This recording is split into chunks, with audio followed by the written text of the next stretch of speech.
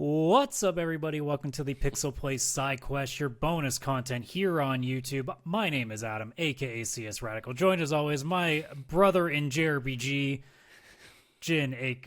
God damn it. You know what? No, it's staying. It's staying. I fucked up, but it's Chris, aka Jin and Chris. It's all staying in there. You know what? At least I own my intro mistakes. Yes. I also love that I'm your brother in JRPG. That's like my new title for our relationship. Yeah. Brothers in JRPG. I love that. Brothers in the finest of gaming. The finest of gaming. We are fellow men of culture. Yes, we are. Well, speaking of being men of culture, there's a lot of men in Final Fantasy VII that are worth talking about. Are they for good reasons? Well, we got time for that. There's plenty of time for that. So we're doing Final Fantasy VII here back on our series of Best of Final Fantasy. I know, Chris, you've been looking forward to this for a while. Oh, yeah. I missed last week's Sidequest, and now this week, one of the most interesting ones, because you've got the original and the remakes, and now it's just like this. I mean, Final Fantasy VII's been done to death. It's kind of the beauty of it, because I'm like, how much of this is the original to me? And I immediately went, pretty much none of it. Everything that I decided is mostly based off of remake at this point. Yeah. We'll probably align a lot still, and mine is actually from the original. Minus, I think, one really changed. I think we'll align on quite a bit here, but there is definitely some room for some massive asides. Yeah, it's gonna be. I feel like I already know where some of them will be. Yeah. But enough about all that. Why don't we just get to the point and say that clearly Kate Sith is the best male character in this entire game. Why don't we have a worst character? Like, in the remake, they did do him better, but not the original. Let me answer your question with a very simple question. Could you name the worst character in Final Fantasy IV? No. Damn it. I would have to.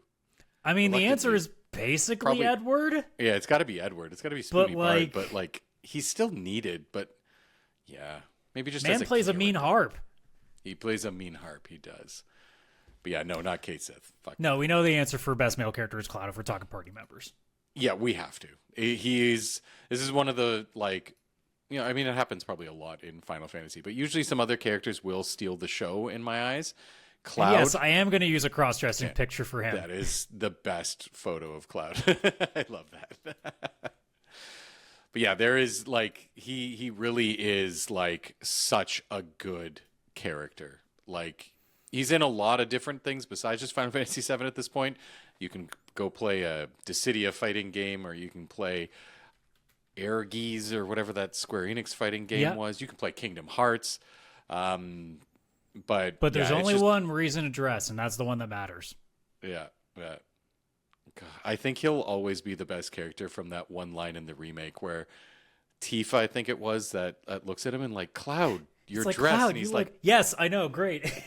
Killing it, I know. But we have more pressing matters. He just owns it so quick. It's so good. Well, I think the beauty of it, too, is that the remake kind of let him get his personality out a lot more now. Yes. Because the original game, at least from what I remember, because I really have not played it in a long time, he's very much more just dismissive in general. Yeah.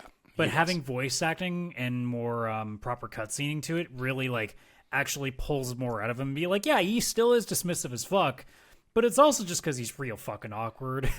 Yeah. Yeah, in the original, I feel like it was also the time, because Final Fantasy VIII had this too with Squall, where it's just their response is whatever. They're just... Male characters back then either did one of two things. They were either brooding or they swore a lot. Case in point, Barrett and Cid. Yeah, Barrett and Cid. God, I love them too. So good. So good. But yeah, Cloud, number one. Has to be. Now we're probably going to have some differences here. Best female character. This is where I think we're both... I mean, I feel like if you go to the internet, this... one versus the other, I feel like the two that we're going to choose. Unless you go rogue on me and pick the other one, which you could actually pick. I am actually picking Yuffie. You are going Yuffie. Oh, I thought you were going to go... honestly thought you were going to go I know the answer is Tifa. Let me just say that. Yeah, that's mine. My answer is Tifa. That's who we're putting. Because I know that if we, with a straight face, put Yuffie on this, we're going to get so much of fucking bad attention from it. Just 0 subscribers by the end of the week. But I will say, I'm not even saying Yuffie to, like, troll or anything. I legitimately like her the most. That being said, that's because I'm a weeb, and I admit that I'm a fucking weeb, so... Yeah, she is the queen of the weebs, for sure. She wins right there. Make no bones about it. It is just because I watch a lot of anime, and she is exactly an anime character in a Final Fantasy game. To which I still remember when people were like, fucking Yuffie, I don't get her. Why the hell would anybody like her so much? She's so fucking anime. I'm like, yeah, that's why we like her. Yeah. Yeah, like that's exactly it. It's a Japanese game. Ding, ding, ding, it's going to be anime no inspired. Tutorial. I don't want you. But yeah, Tifa is my answer because... Do I even have to explain it? Like, it's Tifa. Like, I feel like on the internet there are web pages from 1997 that are still being looked at today of just fan everything for this girl. Like, she is strong. She is awesome. She makes a sick cocktail. It looks like it in the remake. In the original, you couldn't really tell. I mean, obviously there's... She uses dolphins as a weapon? She uses dolphins as a weapon. This is so true. I will say, Aerith with the almost slight edge with the steel chair now with the remake, but you know. That is true. That steel chair. I thought you were going to go Aerith. I thought it was going to be the age-old debate of Tifa versus Aerith. I love pro wrestling a lot, so Aerith coming in with the steel chair, bagow, it's up there, but anime does trump wrestling still with me. So yeah, very much so. But yeah, like Tifa's the character that like. If there was ever, to me, the quintessential gaming character that best exemplifies the girl next door vibe. Oh, yeah. That's Tifa. Yeah. Yeah. And, like, she actually has, like, actual great character development, and she's, like, trying to be there for Cloud with Cloud, even though he's, like, a dismissive fuck She's sometimes. the friend that sticks with you despite your baggage. Yeah, despite your baggage. Your lots and lots. And lots of amnesiac baggage. Yeah, poor Cloud, man. That guy's a little fucked up. Tifa, on the other hand, I mean, in the remake, she gets a little more crap thrown her way compared to the original game. But yeah, they definitely fleshed her out even more, too, which has benefited a lot of people. Oh, yeah. Oh, yeah. That's kind of the upside. Like, it actually makes it, when we get to the best NPC award, makes it so much more interesting because, good lord, do they throw a lot of things at a lot of people. Yeah, I feel like we're going to be very aligned when we get to Best NPC. But... I feel like we will too, but we'll see. Yeah, probably skipping ahead there because we got Best Villain. Yeah, and I don't fucking care. It's not Sephiroth. You're not going Sephiroth? Wow. Okay, who is it? Who is it? So I can tell you why. So originally I thought Scarlet, because Scarlet is like a great, like low-tier villain that does everything right. Like she looks like the kind of person that deserves something. Mm-hmm. I don't think there is a more evil person I have ever seen in a Final Fantasy game than fucking Professor Hojo. Hojo. Okay, good. I was like, as soon as you mentioned it wasn't Sephiroth, because my number 2, easily Hojo. Like, and honestly, if he actually ends up with this, I wouldn't even be upset. Well, my argument is like, so evil. Like, what is villainous about Sephiroth apart from him just being the one that murders some people? I mean, it's pretty villainous when you murder people. Yeah, but like, I don't look at him being like a villain so much as just a psychotic person that really needed some fucking counseling. He did. Yeah. Hojo really legitimately is a villain to the fullest of extent. Hojo is willing to destroy species just to study them, just to get his way. He is Kefka with more money. Yeah, he's Kefka in a lab. My God, they could be related. They've even got a ponytail-looking situation. Yeah, if we went Hojo, I honestly wouldn't be upset. I did put Sephiroth, obviously, originally, just because I appreciate in this just the most that the villain you start with is the villain you end with. There's no, like... And also, now that you've defeated me, it's okay, because I already called on the power of this crystal to bring down this evil god final boss. And it's like, what is this? It's just called the god or something. Like... dumb. At least this game stuck with Sephiroth the whole game, and I appreciate that, which is why I had put him. But I mean, now that we're talking more Hojo, I am I'm kind of leaning Hojo too. I'm not gonna lie. Like, And, if I'm like, going pure evil, I would even yeah. hot take it further. Genova is a better villain than Sephiroth.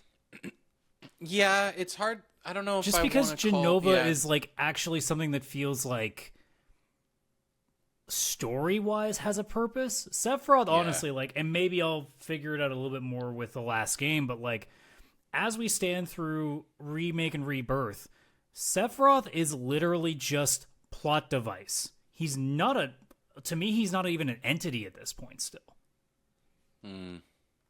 I could see that. I could Like, see that. he just seems like the thing that moves things along, but he's not. I don't look at him necessarily as a bad guy.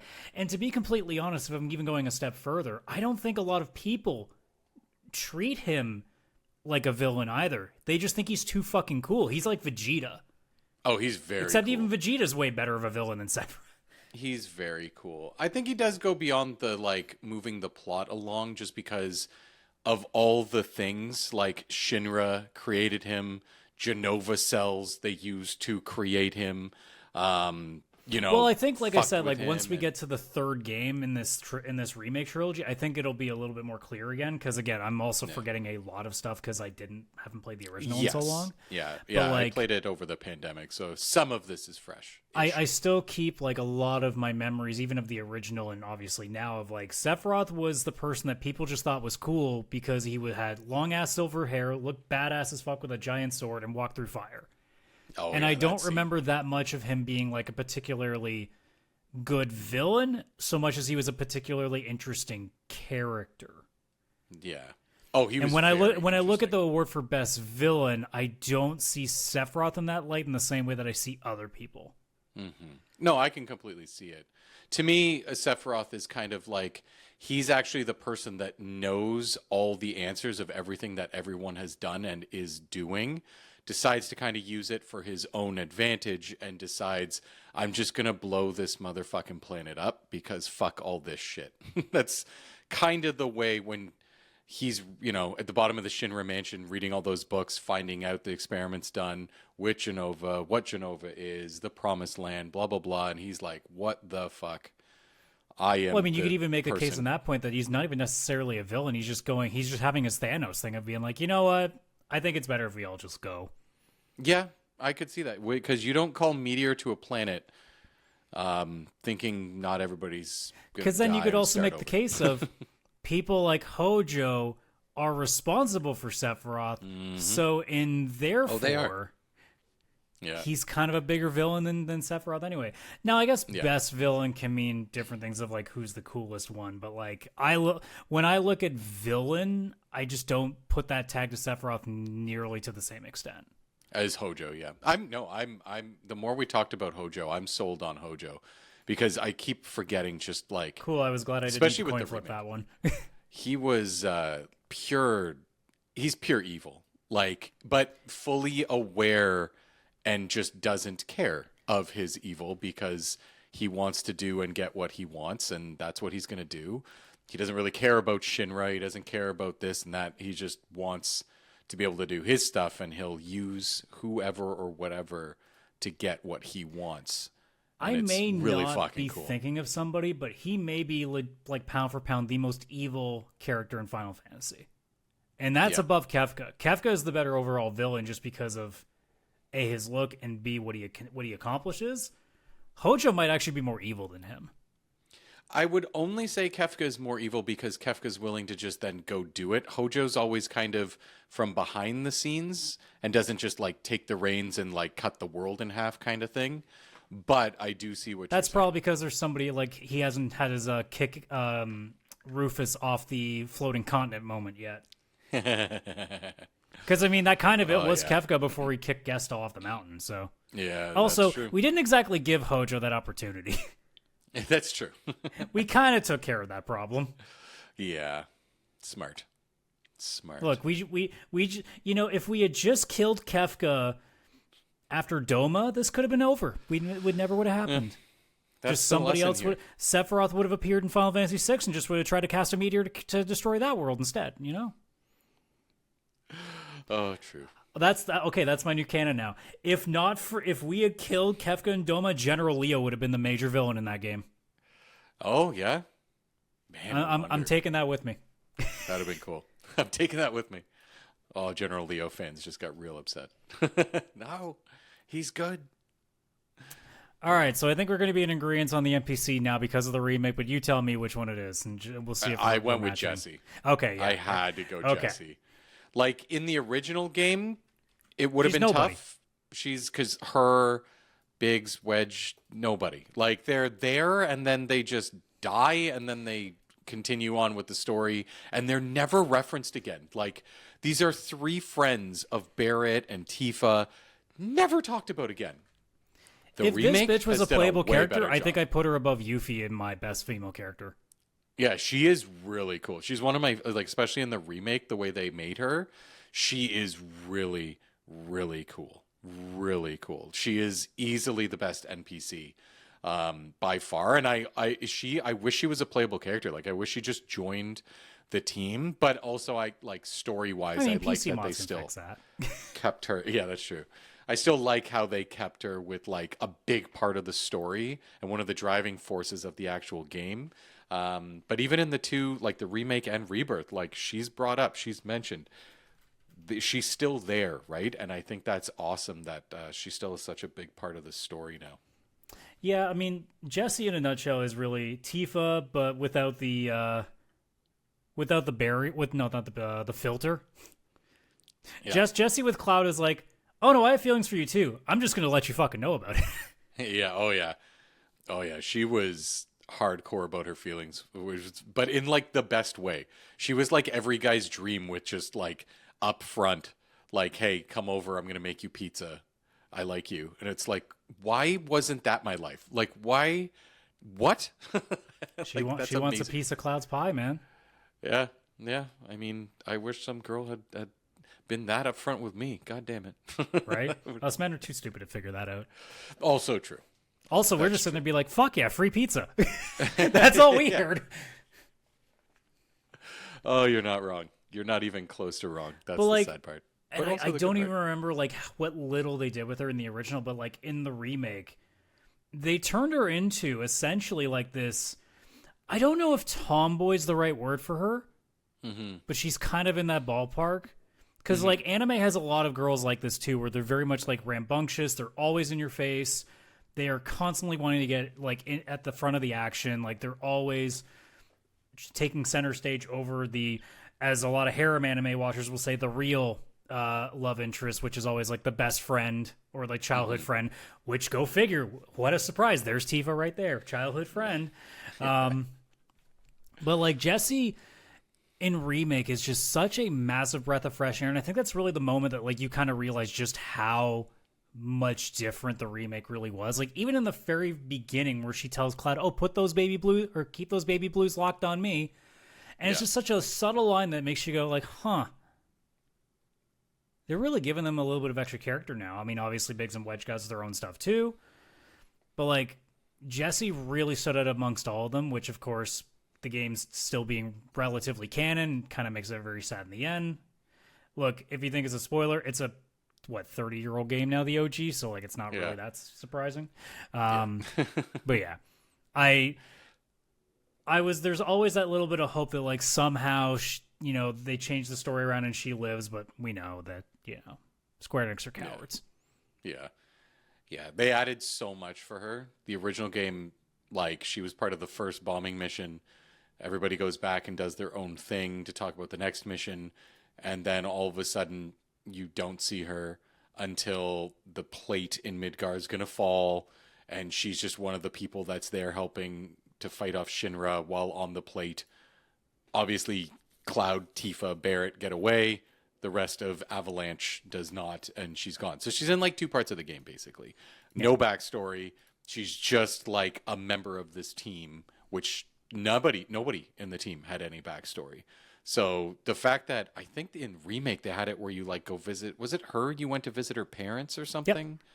Yeah, Yeah, like where you had that. to like sneak in for a second.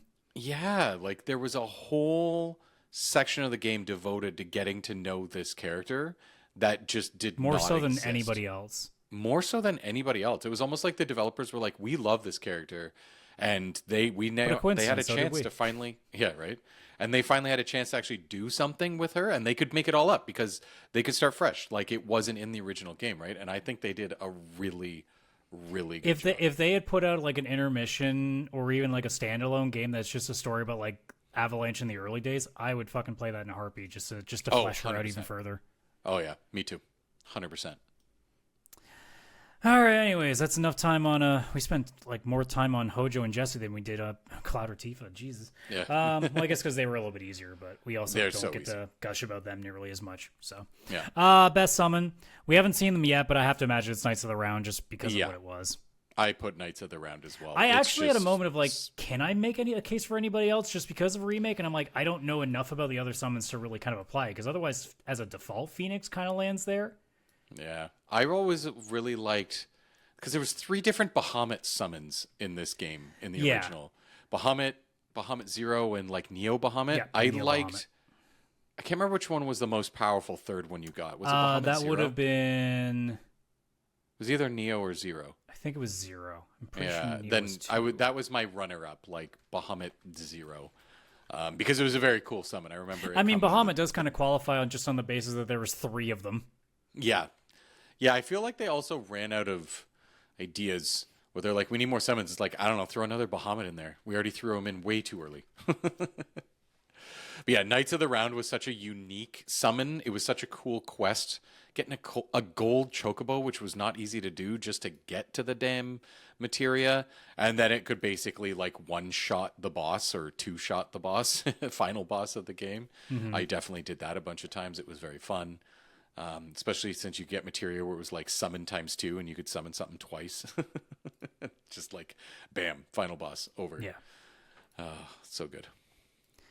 All right, now we get to some more interesting stuff. This is well, maybe it won't be, but this is probably like the last one that I think there's a real opening for us to have 2 different answers here. And that's the best overall song. That's not counting battle music.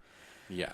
I really had to think about this one for a sec because there's a lot of good stuff. I mean, hell, you can even count, if you count some of the new stuff, like the Chocobo hip hop song from the Jukebox and remake, like stuff like that. Yeah. Under the Rotting Pizza is a real like good sleeper one, where it's just like a really sick song in the background, just that bass line. But in the end, like I don't think, in the same way that like I say the Red Wings sets the tone for 4, I think opening Bombing Mission sets the tone for 7 so well. Yes, I'm glad you picked that. That was my number 1. Yeah. Bombing Mission was my number 1, and then my number 2 is just the main theme, the music that also plays on the map when you walk around, like the main theme of Final Fantasy VII, because it's just so iconic as well. But the Bombing Mission, like, come on, like that just sets the tone. It's such a cool opening to a game. Like, it just sets it so well that even when you look at the cover of the game, whether it's remake or the original, because it's basically the same cover, you can hear that song. Like, that's basically what you can hear when you load it up, right? Or when you look at it. Yeah, I love it.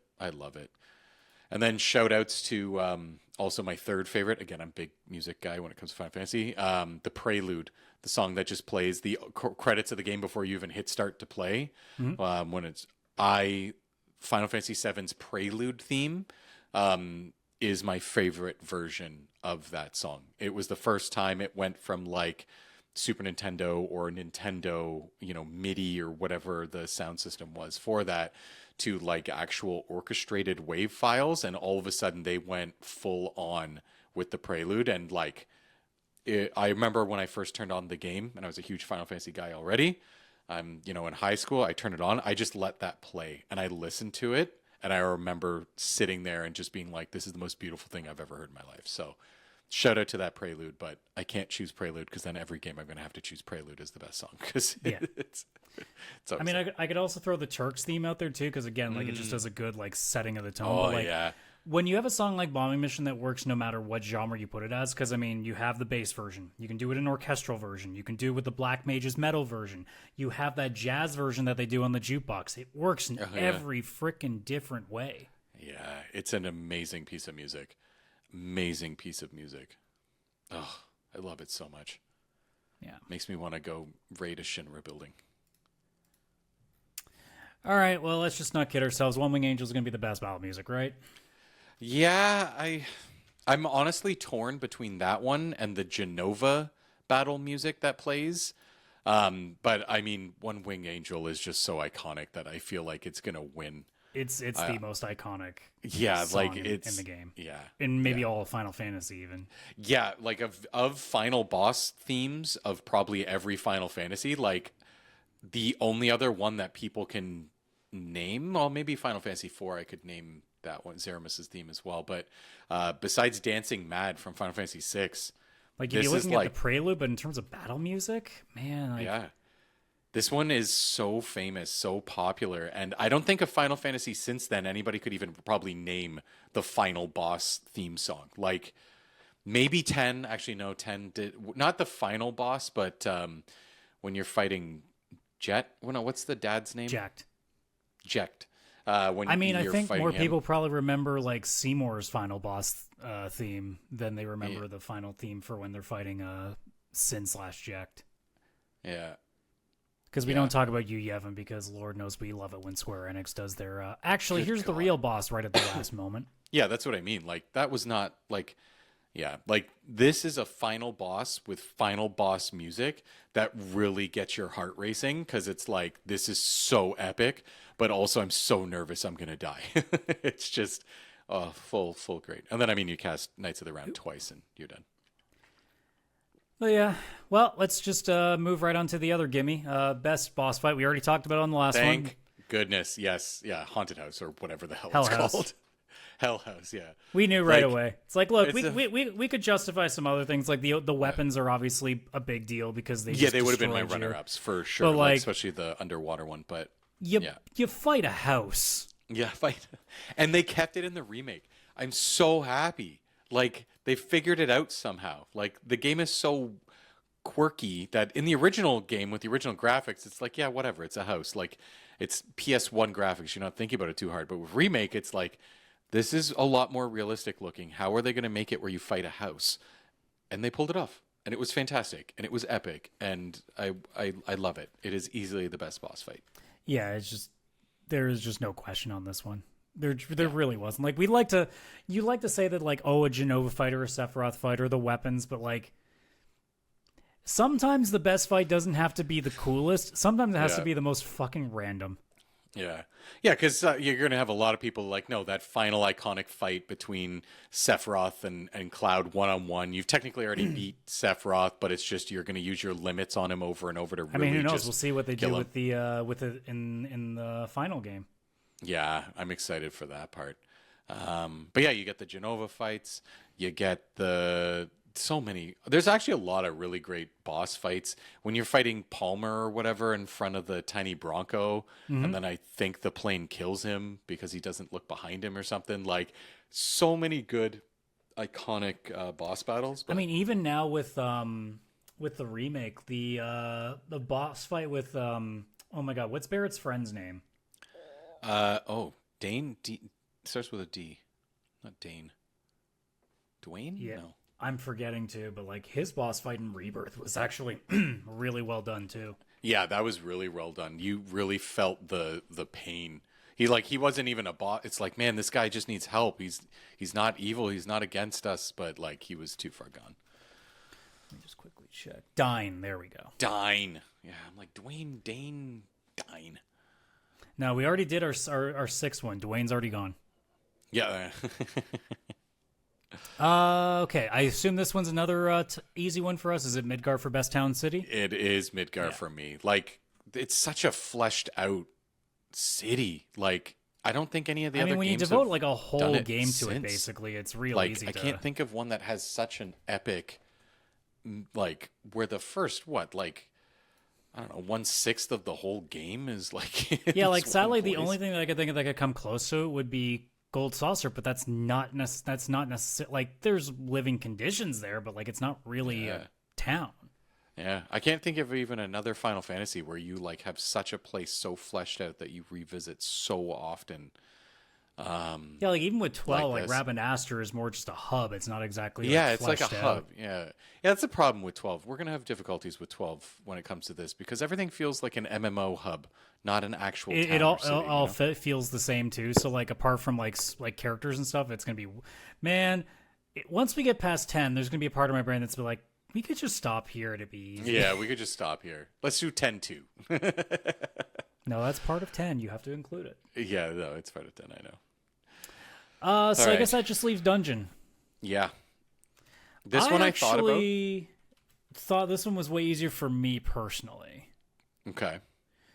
Because I don't think, because when you think of what a dungeon actually is in a Final Fantasy game, like you assume automatically like ruins, caves, not an actual full on like going up a building. Yeah. Like you do in the Shimmer building.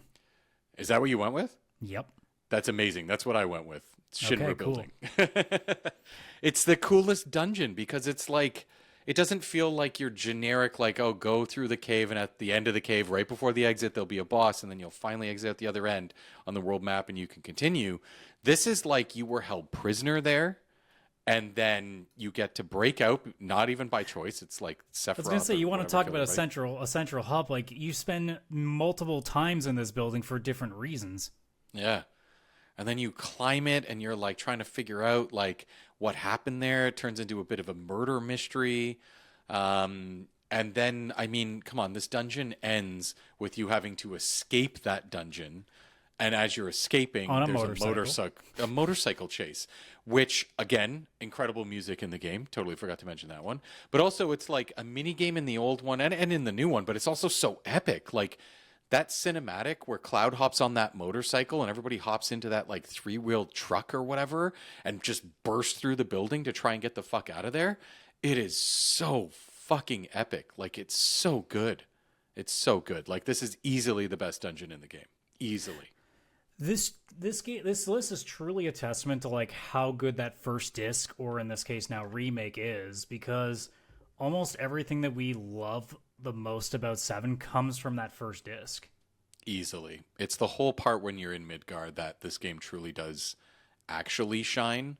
Again, I did mention like second best song is like the overall map theme and stuff like that, but I think even that does play maybe when you're still in Midgard, maybe not. I'm not fully sure. But yeah, like this is all right at the beginning and it's the best part of the game. It's still a great game afterwards. But like the game truly was a 10 out of 10 when it was in Midgard. That's when it was at its best. Like I think I said it when I reviewed both. Like remake to me is a 10, while Rebirth right now is an 8, and I'm hoping that they at least stick the landing a little bit better by the end. But yeah, I think a large part of why I'm a little pessimistic of it is because I know that the best of this game, at least in my opinion, is already passed. Yes. Yeah. Very much. Very, very much. Now, if you bring back Jesse, you might get some extra points back there, Square. Yeah, true.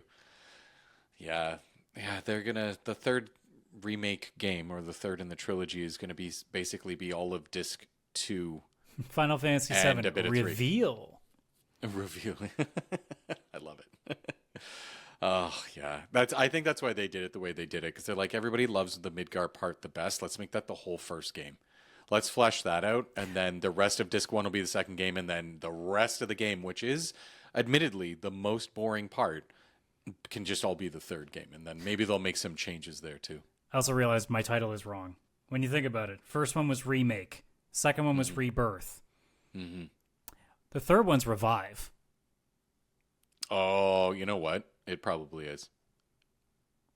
I bet you it is Final Fantasy VII. I actually, you know what? If they stick with the R's at the end of these titles for the last word, if it's not Revive, I don't know what other word you use.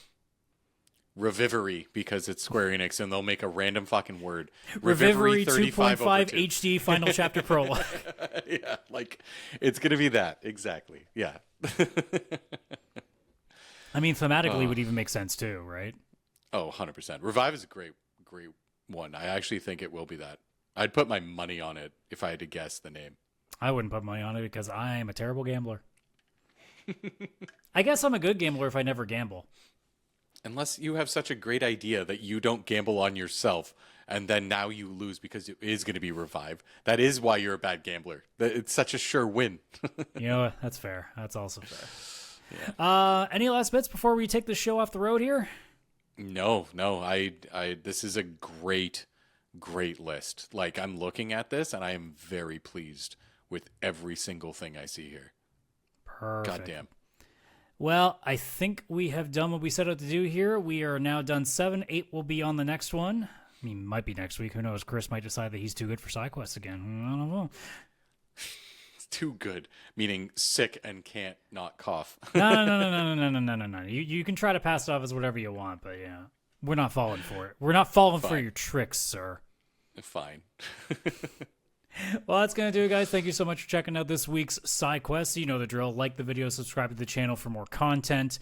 Obviously, leave a comment below. Is there anybody that we missed? Anything that we missed in terms of music, dungeons? Is there a town somehow that you think is better than Midgar? Put your hot takes in there. But otherwise, share with all your friends. And don't forget our link tree right there in the description. Link to our Discord, link to our socials, all that fine jazz. And we will chat with you guys more then. So, without any further ado, thank you so much for checking us out on this episode. Take care. Bye-bye for now.